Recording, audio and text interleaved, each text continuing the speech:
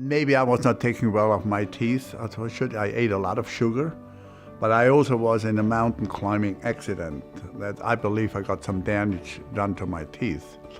And that was going on for years and years and years. I had partials in made, and I was concerned about, and I think my stomach got affected by it. I did not chew my food the proper way that I should have chewed. When I came to Dr. Lane, he looked at my mouth, and he examined the whole thing, x-rays, etc., etc. And he explained the Myelon procedure, and it made a lot of sense to me. And then Dr. Lane pulled all of my teeth out, what I had, and he already had prepared the top part and the lower part.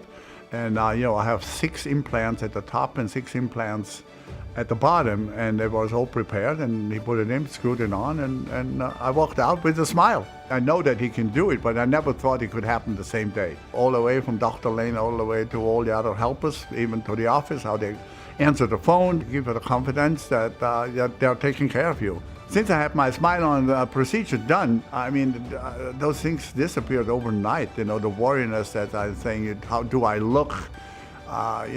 What is the next day? Maybe that something breaks down. I can eat whatever I want, and I can smile whenever I want. It's just totally changed my life.